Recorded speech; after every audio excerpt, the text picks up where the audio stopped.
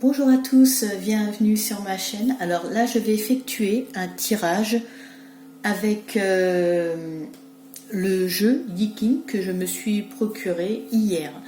Voilà, je vais faire selon la méthode qui est expliquée dans le petit livret.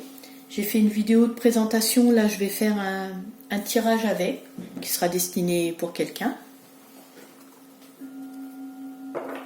Donc, comme j'ai expliqué dans la première vidéo, c'est un tirage qu'on fait avec... on tire deux cartes. Une carte qui va représenter le présent et une carte qui va représenter le futur. Et on va suivre scrupuleusement ce qui est dit dans le livret. Comme ça, vous pourrez avoir une idée de comment on procède si vous ne connaissez pas le Geeking. Donc on y va. Je prends les cartes. Donc ce sera automatiquement, je fais un tirage pour quelqu'un et la personne se sentira concernée quand elle écoutera le message. Voilà, ça se passe comme ça. Alors j'ai battu les cartes. Enfin, j'ai battu les cartes avant. J'ai nettoyé mon jeu. Je le pose. Hop, et ben voilà, la carte du présent. Ok, qui arrive.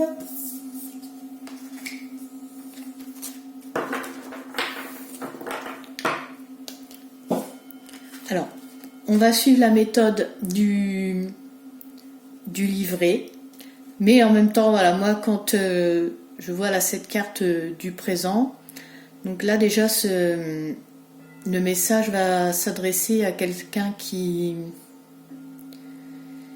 ressent un mal-être, qui se sent oppressé, oui, le mot oppression, qui a une impression d'étouffement, ça ne va pas actuellement. Mais on va suivre la méthode. Et la carte du futur.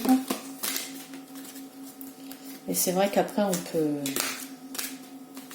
on peut s'aider du mot-clé, on peut s'aider de l'illustration. Après, chacun sa méthode. Mais là, c'était pour expliquer vraiment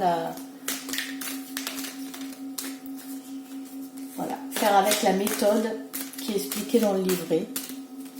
Bien que la vraie méthode, la méthode traditionnelle, comme je disais dans la vidéo de présentation que j'ai fait juste avant, se fait soit avec des bâtons et des pièces de monnaie. Alors, pour la carte du futur, elle est là. Je l'ai laissée retourner. Voilà. On ne tire que deux cartes, comme il nous explique. Voilà. Alors, donc cette première carte, donc oui, qui nous parle d'oppression, c'est la carte 47.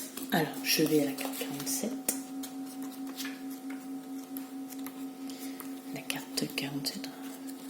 Que je mette quand même le livret devant la caméra, que je ne me le garde pas pour moi. Hein, voilà. Et donc, on a vu dans la vidéo de présentation que donc la méthode du Geeking, ce sont des hexagrammes qui sont constitués de trigrammes, du bas vers le haut. Mais là, nous, on a les cartes, donc on va faire avec les cartes. Donc il nous explique dans le livret, en fait, là j'ai mis à la bonne page, mais que donc on regarde un progrès facile. Bon. Alors, on regarde dans la carte du présent et la carte du futur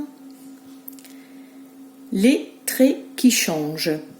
Donc, en partant du bas vers le haut, ils sont pareils. Il faut avoir de bons yeux, faut pas...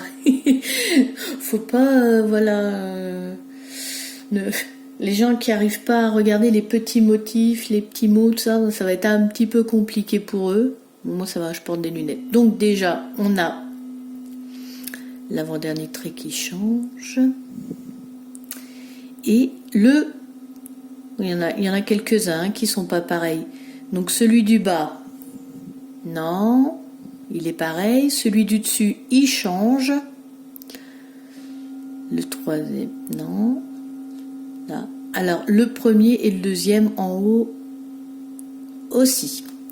Donc les traits pleins, c'est le côté yang, qui après devient yin. Ce qu'on a vu dans la vidéo de présentation, que un trait plein, c'est le yang. Un trait coupé en deux, c'est le yin. Donc du coup, écoutez, on va lire, on va faire comme si...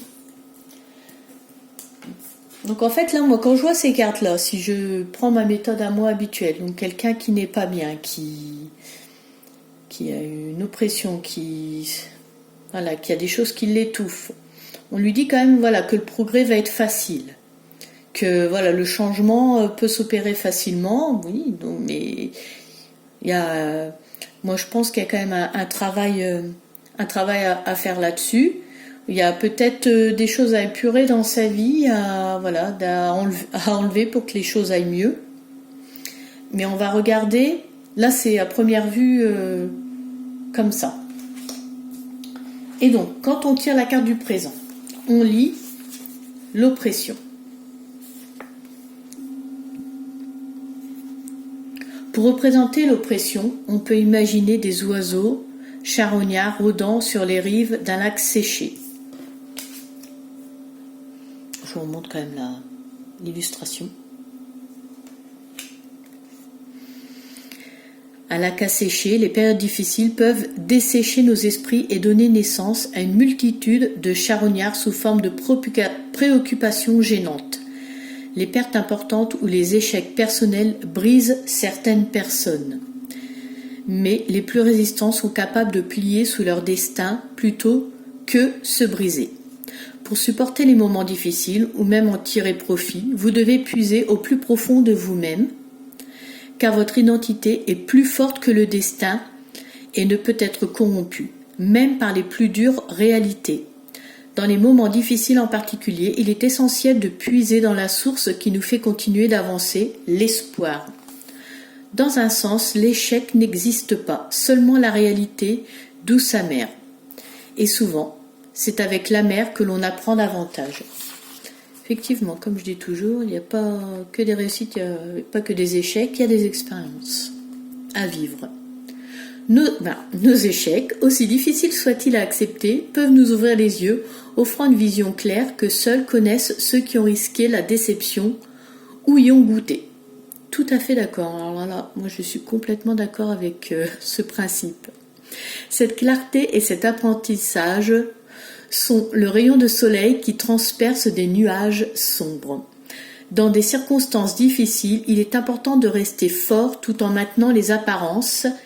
Évitez de trop parler, sauf à vos amis les plus proches. Vos paroles n'auraient que peu d'effet sur la plupart des gens puisque votre influence sera au plus bas et de vaines discussions vous feraient perdre de l'énergie vitale. Garder le silence est la meilleure stratégie pour faire face publiquement à l'adversité. Cela montre que vous êtes suffisamment fort pour résister à vos problèmes actuels et suggère que vous vous rétablirez complètement. À l'inverse, vous devez absolument communiquer ouvertement avec ceux en qui vous avez confiance. Quand on subit un malheur, parler et ressentir font partie du processus de guérison. Tout à fait. Pour ceux qui osent vivre pleinement et concrètement l'échec, il est le dernier tabou de la société moderne. Il est le dernier tabou de la société moderne, n'est qu'une partie du cycle inévitable des hauts et des bas faisant partie de la vie. Ne jamais échouer, c'est le pire échec possible. En évitant complètement de prendre des risques, on ne se rapprochera jamais de ce qui pourrait être. Alors, déjà voilà pour ce qui est de l'hexagramme, pour ce qui est par rapport au présent. Et donc, avec le Yi King, il faut regarder donc les traits mutants, et on va lire les traits mutants par rapport. Alors on a dit, on va partir le premier trait. Alors on part donc toujours du bas vers le haut. Donc le bas, là c'est pareil. Donc c'est le deuxième déjà qui change. Donc Là, on va nous donner des indications pour le futur. À l'extérieur, je fais comme si tout allait bien, mais à l'intérieur, je me sens oppressé, lourd et maussade. Vous vous reconnaissez dans cette phrase ? Dans ce genre de situation, l'aide apparaît souvent, soudainement par hasard, comme si elle tombait miraculeusement du ciel. Même après l'arrivée de cette aide, vos problèmes peuvent subsister, qu'ils soient réels ou imaginaires, mais au moins, ils ne prennent plus toute la place dans votre esprit. Dans ces moments-là, vous devez fournir un effort personnel pour lisser les aspérités de votre vie, mais vous pouvez compter sur une puissante énergie nouvelle pour vous aider. Quand vous vous trouvez dans une situation difficile, prenez de la hauteur par n'importe quel moyen disponible et ne regardez pas en bas. Voilà pour ce qui est du premier trait mutant, le premier conseil qu'on vous donne. Ensuite, donc le troisième. Donc le troisième, ils sont pareils. Le quatrième, il est pareil. Là, au-dessus, il est différent. Donc on va regarder, le cinquième et le sixième en fait. Alors, qui change aussi. On vous dit pour le futur donc aussi,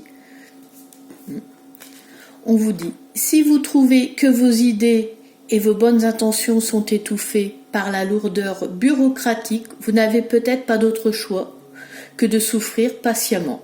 Considérez vos efforts comme un sacrifice au Dieu de l'efficacité. Et le sixième trait, qui était aussi mutant, vous dit, l'avenir semble soudainement plus prometteur. Vous étiez jusqu'à maintenant retenu par des liens qui peuvent maintenant être rompus et les récents troubles touchent à leur fin. Autorisez-vous à aller de l'avant et même à vous surpasser un peu car il n'est plus nécessaire d'être extrêmement prudent. Vos problèmes sont peut-être plus imaginaires que réels désormais. Une fois que vous aurez vu quelles sont vos possibilités, adoptez une attitude positive et faites preuve de détermination. Vous serez bientôt maître de la situation et pourrez en récolter les fruits. Donc malgré tout, c'est quand même positif. Vous m'envoyez à première vue. Après, comme je vous ai dit, le futur, le progrès facile. Voilà, il y a des choses bien sûr à mettre en place. Vu qu'il y a une oppression, il y a une problématique forcément. Pour se débarrasser de ça, il y a des choses à mettre en place. Mais là, du coup, on va aller regarder la carte de l'hexagramme futur. Donc, on va aller à la carte numéro 35. Et là, comme c'est l'hexagramme du futur, on ne va lire que le texte là et ne pas regarder les traits qui sont mutants. Là, pendant le futur, c'est juste donc ici qu'il faut prendre en considération. Donc la personne qui se sent concernée, et ben voilà, là, ce sont des informations pour vous, votre futur, par rapport à cette oppression. Donc c'est important que vous écoutiez ça et que, en fait, voilà, que vous preniez conseil de ce qui va être dit pour le futur. Après, libre à vous, si vous voulez ou pas. Donc, alors, par rapport à ce progrès facile, on vous dit, les circonstances sont propices à un progrès facile et naturel. Ce qui était fragile par le passé est en train de s'élever et en arrivant au premier plan deviendra plus puissant. Une bonne comparaison ici serait la lumière du soleil levant qui apparaît d'abord faiblement à travers les brumes avant de briller de son plus vif éclat une fois que le soleil atteint son zénith dans le ciel. Les progrès deviennent possibles lorsque les personnes en position subalterne font la paix avec les dirigeants et créent ainsi un tremplin naturel pour que leurs talents et leurs capacités gagnent en visibilité. C'est en reconnaissant et en suivant le cours naturel des événements que nous faisons progresser notre position et gagnons le respect. La bonté de la nature humaine est comme la faible mais très jolie lumière du petit matin.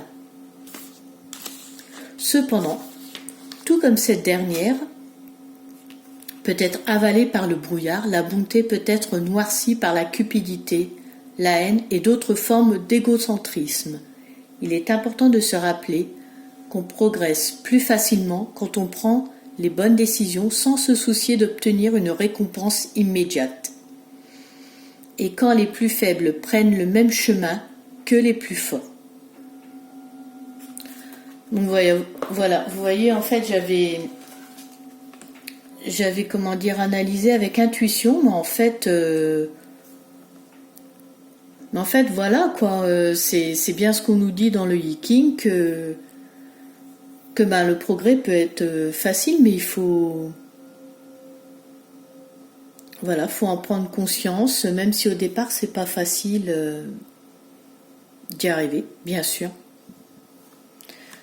Donc voilà, écoutez, j'espère que ce message aura parlé à quelqu'un et qu'il arrivera à bonne destination. Je l'espère de tout cœur et qu'il aidera une personne. Alors si jamais vous voulez laisser un commentaire, il n'y a pas de souci, un petit pouce bleu aussi, vous abonner, ce sera avec plaisir que je vous accueille sur ma chaîne et je vous remercie beaucoup pour votre soutien et je vous dis à très bientôt. Au revoir.